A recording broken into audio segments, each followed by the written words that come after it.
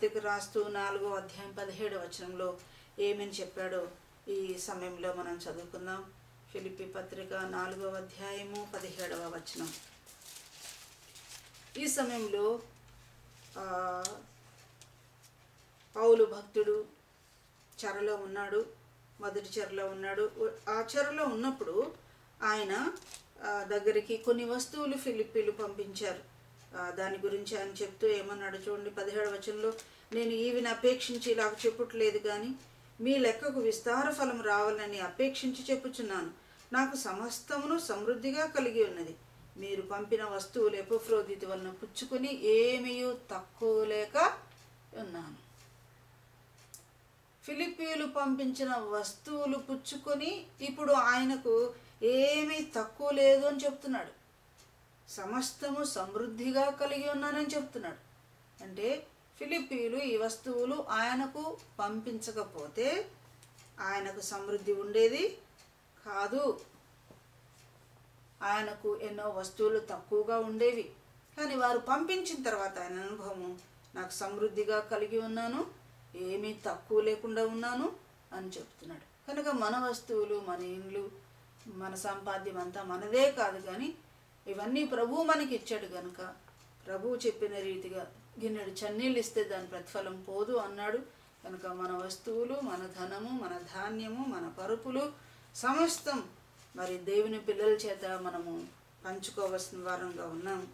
అందుకే ఎన్నిసార్లు సాయం చేశారంటే ఇలాగ వీళ్ళు 16వ వచనంలో చదివితే అదే అధ్యాయంలో, ఏలైనగా తెస్సలోనికలో కూడా మీరు మాటి మాటికి నా అవసరము తీర్చుటకు సహాయం చేసిరి. తెస్సలోనికలో ఉన్నప్పుడు తెస్సలోనిక వారు ఆయన అవసరాలు తీర్చాలి, కానీ వారు తీర్చకపోగా వీరే తీర్చినాడు. ఫిలిప్పీలే మాటి మాటికి తీర్చారంట. ఏదో ఒకసారి కాదు, 2 సార్లు కాదు, 3 సార్లు కాదు.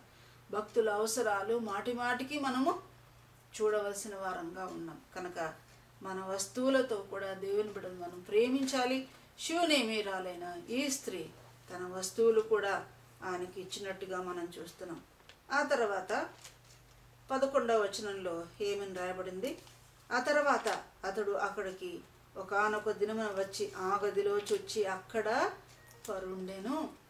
దేవుని బిడ్డ అలసిపోయి వస్తున్నాడు. ఏ ఊరు నుంచి మొదలుపెట్టి ప్రయాణం చేసి వచ్చాడో కానీ అక్కడ బస ఆయనకు సిద్ధము చేయబడినట్టుగా మనం చూస్తున్నాం. ఎప్పుడు వస్తాడో వచ్చినప్పుడు ఎల్లా అందులో ఆయన బస చేశాడు.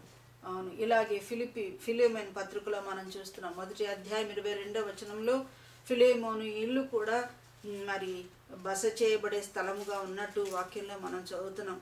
పౌలు చెబుతూ తన కొరకు బస సిద్ధము చేయమని చెప్పాడు. చూడండి, హెబ్రీ పత్రిక ముందు ఉన్న ఫిలేమోను పత్రికలో అధ్యాయం 1:22వ వచనం చదువుకుందాం. నీ ప్రార్థనల మూలముగా నేను నీకు అనుగ్రహింపబడుదునని నిరీక్షించుచున్నాను కనుక నా నిమిత్తము బస సిద్ధము చేయము. కనుక దేవుని పిల్లలకు మన ఇండ్లు, మన గదులు బసగా ఉండునుగాక. మరి దేవుని బిడ్డలు ఆ ఇంటిలో, ఫిలేమోని ఇంటిలో విశ్రాంతి పొందుచున్నారు. కనుక ప్రభువు మనకిచ్చిన సమృద్ధిలో, మనకిచ్చిన వస్తువుల్లో, మనకిచ్చిన ఇండ్లలో దేవుని పిల్లలకు కూడా మనము వాటిని పంచుకోవాల్సిన వారంగా ఉన్నాం. తర్వాత ఇలాగూ ఆ ఇంటికి వచ్చిన దైవజనుడు మరి 11వ వచనంలో ఏమని చెప్తున్నాడంటే, అతడు నీవు ఇంత శ్రద్ధాభక్తులు మా యందు కనపరిచితివి, నీకు నేనేమి చేయవలను? రాజుతో నన్ను, సైన్యాధిపతితో నిన్ను గూర్చి నేను మాట్లాడవలనని కోరుచున్నావా అని అడుగుమని గెహజీకి ఆజ్ఞయ్యగా వాడు ఆ ప్రకారం ఆమెతో అనెను. అందుకు ఆమె, నేను నా స్వజనులలో కాపురము ఉన్నాను అని. ఇంత శ్రద్ధా భక్తులతో ఆమె ఈ పనులు చేసినట్టుగా మనం చూస్తున్నాం. మనం దేవునికి పిల్లలకు చేసే పరిచర్య కూడా ఎలా చేయాలంటే ఈ స్త్రీ చేసినట్టు శ్రద్ధతో, భక్తితో చేయాలి. భక్తి గల దైవజనునికి భక్తి గల స్త్రీ చేసిన పరిచర్య ఇక్కడ మనం చూస్తున్నాం. మన ఇంటికి వచ్చిన వాళ్ళలో మాత్రమే భక్తి ఉండి మనం భక్తి నేర్చుకోకపోతే ప్రయోజనం లేదు. వారు మన ఇంటికి వచ్చుచు పోవచ్చు ఉండగా, వారు మనకు వాక్యం ప్రకటిస్తూ ఉండగా వారిలో ఉన్న భక్తి మనలో కూడా ఉండవలసింది. ఈమె తాను చేసే పరిచర్య, ఆ భక్తునికి చేసే పరిచర్య కూడా భక్తితోనే చేసింది. ఈమెలో కూడా ఆ భక్తుడు భక్తిని చూడగలిగాడు. ప్రియ సోదరులారా, ఒక పక్షానే భక్తి కాదు కానీ ఇరుపక్షాల భక్తి ఉండడం ఎంతో మంచిది. ఆయన చేసే సేవలో భక్తి ఆయన చూపిస్తున్నాడు, ఈమె చేసే పరిచర్య సేవలో ఈమె భక్తి కూడా ఆయన చూడగలుగుతూ ఉన్నాడు. ఒకరిలో ఒకరు మనం భక్తిని చూడగలమా? ఈ దినాల్లో పిల్లల్లో భక్తి ఉంటే తల్లిదండ్రుల్లో భక్తి ఉండదు, తల్లిదండ్రుల్లో భక్తి ఉంటే పిల్లల్లో భక్తి ఉండదు, సేవకుల్లో భక్తి ఉంటే సభ్యులలో మరి సంఘ సభ్యుల్లో భక్తి ఉండడం లేకపోవడం ఈ దినాల్లో మనం చూస్తున్నాం. కానీ ఈ షూనేమీరాల్లో భక్తిని ఆయన చూశాడు, ఆ ఎలీషా ప్రవక్తలో భక్తిని ఈమె చూసినట్టుగా చూస్తున్నాం. ఇంత శ్రద్ధను కనబరిచి ఆమె ఈ పరిచర్య అంతా చేసింది. ప్రియ సోదరులారా, మనం దేవుని కొరకు, దేవుని ప్రజల కొరకు, సంఘం కొరకు ఏది చేసినా శ్రద్ధాభక్తులతో మనము చేయాలి. ఈ సమయంలో ఒక వచనాన్ని రెండవ రాజుల గ్రంథంలో మనం చూసుకుందాం. రెండవ రాజుల గ్రంథం 10వ అధ్యాయము 31వ వచనంలో యెహూ యొక్క భక్తిని గురించి అక్కడ రాయబడింది. రెండవ రాజుల గ్రంథం 10వ అధ్యాయము 31వ వచనం. అయితే ఇశ్రాయేలు వారు పాపం చేయుటకు కారకుడైన యెరోబాము చేసిన పాపములను యెహూ ఏమాత్రమును విసర్జించిన వాడై ఇశ్రాయేలీయుల దేవుడైన యెహోవా నియమించిన ధర్మశాస్త్రమును పూర్ణ హృదయముతో అనుసరించుటకు శ్రద్ధాభక్తులు లేనివాడాయను. శ్రద్ధాభక్తి కలిగిన షూనేమీరాను గురించి చదివాము ఇంతకుముందు. ఇప్పుడు దేవుని ధర్మశాస్త్రం నందు శ్రద్ధాభక్తి లేని యెహూను గురించి మనం చదువుతున్నాం. ఈ యెహూను దేవుడు పిలిచి యెరోబాము చేస్తున్న క్రియలన్నిటినీ బట్టి ఆయనకు తీర్పు తీర్చమని పంపించాడు దేవుడు.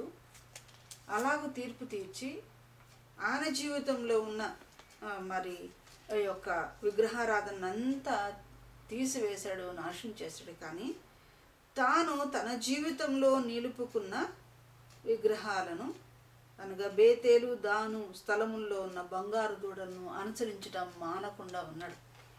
ఈ యెహూ ఇతరుల జీవితంలో ఉన్న తప్పులన్నిటినీ చూపించి వాటిని నాశనం చేయవాడుగా, తీసివేయవాడుగా ఉన్నాడు. కానీ తన సొంత జీవితంలో ఉన్న విగ్రహాలను తీసివేసుకోలేదు. దేవుడు ధర్మశాస్త్రంలో చెప్పిన రీతిగా పూర్ణ హృదయంతో ధర్మశాస్త్రమును అనుసరించుటకు శ్రద్ధాభక్తి లేనివాడుగా ఉన్నట్టు మనం చూస్తున్నాం. దేవుని కార్యాల్లో శ్రద్ధాభక్తి అవసరం. ఆయన వాక్యమును, దైవ వాక్యములో రాయబడిన వాటిని అనుసరించడంలో కూడా శ్రద్ధాభక్తులు మనకు ఉండాలి. మనం చేసే చిన్న పరిచర్యలో శ్రద్ధాభక్తి ఉండాలి. శ్రద్ధాభక్తి లేకపోవడం దేవుడు ఆయనలో చూశాడంటే దానికి కారణంగా ఏం జరిగింది, దాని ఫలితంగా ఏం జరిగింది? 32వ వచనం అదే అధ్యాయం. ఆ దినముల్లో అనగా ఎవరి దినముల్లో? యెహూ దినములలో యెహోవా ఇశ్రాయేలు వారిని తగ్గించనారంభించెను. కారణం ఏంటి? ఇశ్రాయేలు తగ్గిపోవడానికి కారణం ఏంటి? రోజు రోజు వారి సంఖ్య తగ్గిపోవడానికి కారణం ఏంటి? సంఖ్య తగ్గుతుంది అంటే అర్థం ఏంటి? జనక్షయమే కదా. జనవృద్ధి రాజులకు ఘనత, జనక్షయము రాజులకు వినాశనం. కనుక ప్రజలు తగ్గిపోతున్నారంటే మిలిటరీ వాళ్ళు కూడా తగ్గిపోతున్నారనే అర్థం. దానికి కారణం ఏంటంటే భయభక్తులు లేకపోతే జనక్షయం అని మనం చదువుతున్నాం. రోజు రోజుకు వారి సంఖ్య బలహీనపడిపోతుంది. ఆత్మీయత బలహీనమైంది, భక్తి బలహీనమైంది, ప్రార్థన బలహీనమైంది. దైవశక్తి జీవితంలో అనుభవించడం తక్కువైపోతుందేమో. రే సోదరులారా, మన జీవితంలో కూడా దేవుని బిడ్డలారా, రాను రాను భక్తి ఊడిపోతుందా, తగ్గిపోతుందా? భక్తి పలచనైందా? శ్రద్ధ లేదా? చేయాలంటే చేస్తున్నామా? కానీ నిజంగా భయభక్తులతో మనం చేస్తున్నాం. భయభక్తులు తగ్గిపోతే జనము తగ్గిపోతున్నట్టుగా మనం చూస్తున్నాం.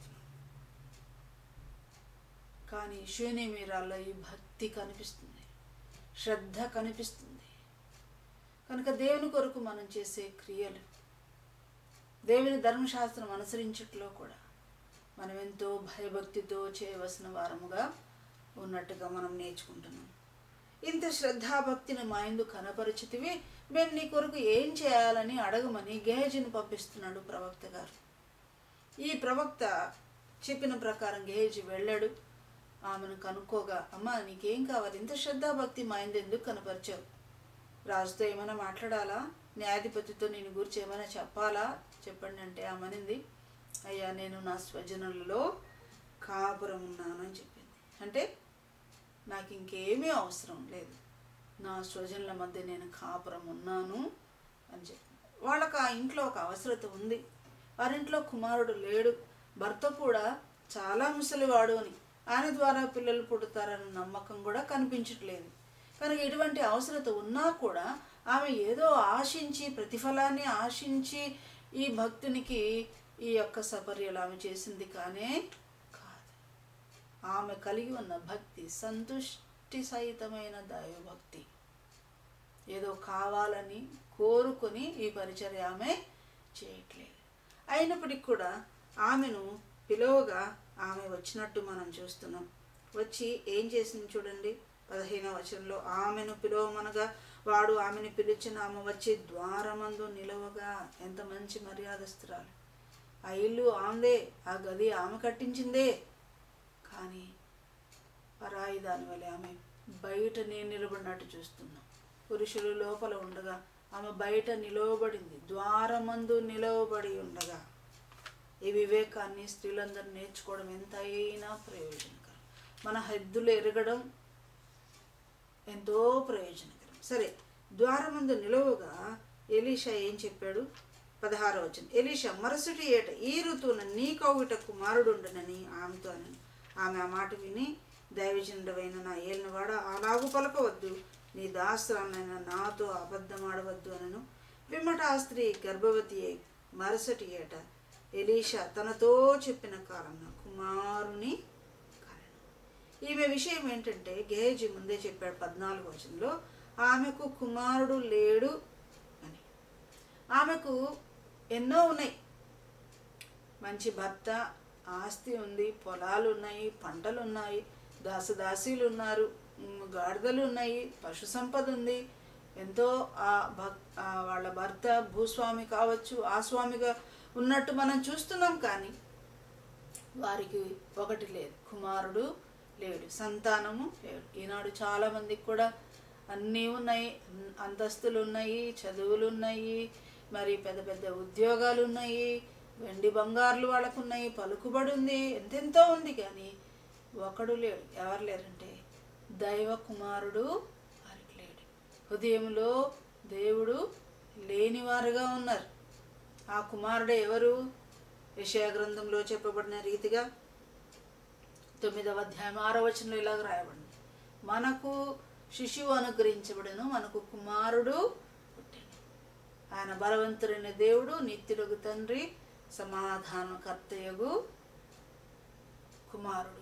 అట్టి కుమారుడు, దైవ కుమారుడైన యేసు ప్రభువు చాలా మంది జీవితాల్లో లేడు. రక్షకుడుగా ఆయన్ను పొందలేకపోయారు. ప్రియ దేవుని బిడ్డ, వాక్యం ఉంటున్న నీ జీవితంలో కూడా లోకాల రీతిగా అన్నీ నువ్వు కలిగి ఉన్నావు, కానీ యేసు క్రీస్తును కలిగి లేవేమో, యేసును హృదయంలో చేర్చుకోలేదేమో. యేసు ప్రభు లేని జీవితం నరకానికే నడిపిస్తుంది. యేసు లేని జీవితంతో నీవు ఉన్నావా? అన్నీ ఉన్నాయి, యేసు లేనిది ఏమి ఉన్న జీవితంలో అదంతా కూడా ఒక పెద్ద సున్నానే నీ జీవితం. ఆ కుమారుడు నీకు కావాలా? నేడే అని దొరికేవాడుగా ఉన్నాడు. ప్రభువా, పాపినైన నన్ను కరుణించు, రక్షించు, రక్షకుడు నీవు నాకు కావాలి. నీవే దావీదు కుమారుడు, నీవే మనుష్య కుమారుడు, నా కొరకు దిగివచ్చిన యేసు ప్రభు, నా కొరకు ప్రాణత్యాగం చేసిన, సిలువలో మరణించి తిరిగి లేచిన యేసు ప్రభు, నీవు నాకు కావాలి అని ఆ ప్రభువుని అడిగితే, ఆనాడు పశువుల పాకలో, ఆ రొచ్చులో, ఆ రోతలో, పశువుల పాకలో పుట్టిన యేసు ప్రభు నీ హృదయ గర్భాన పుట్టాలని ఇష్టపడుతున్నాడు. అలా కోరుకుంటావా? మరి కుమారుని విషయంలో మరి ఈ యొక్క భక్తుడైన ఎలీషా ఏమన్నాడంటే, మరుసటి ఏట ఇదే ఋతువున నీ కౌగిట కుమారుడు ఉంటాడు. ఆమె కౌగిట కుమారుడు ఉంటాడు అని చెప్పిన రీతిగానే ఆమెకు కుమారుడు కలిగినట్లుగా వాక్యంలో మనం చూస్తున్నాం.